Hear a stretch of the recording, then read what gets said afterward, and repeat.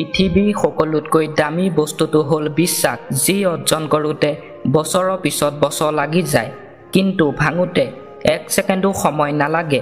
কাৰোবাক আঘাত দিয়া সকলোতকৈ ডাঙৰ হাথিয়াৰ হ'ল কথা নোকোৱা।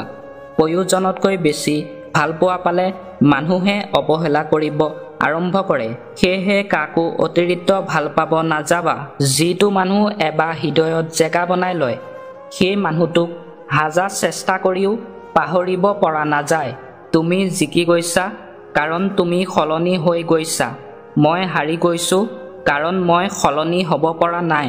এই পৃথিৱীত সিয়ে বেছি ধোকা খায়, যিয়ে নিঃসন্দেহে কাৰোবাক অন্ধ নিচিনা বিশ্বাস কৰি পেলায়। দুখীয়া হ'ব পাৰোঁ, দেখাত বেয়া হ'ব পাৰোঁ, কিন্তু বেইমান নহয়।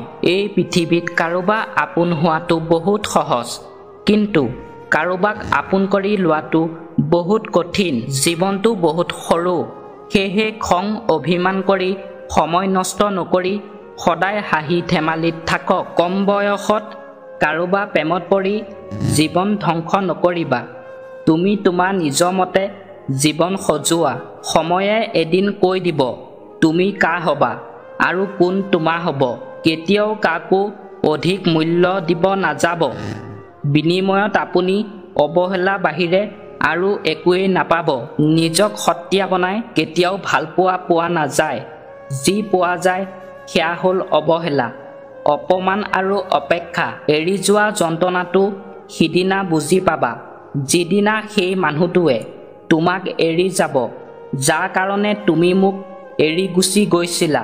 আঘাত নাপালে আপোন মানুহবোৰ চিনিব নোৱাৰি, আৰু বিপদত নপৰিলে বন্ধু চিনিব নোৱাৰি।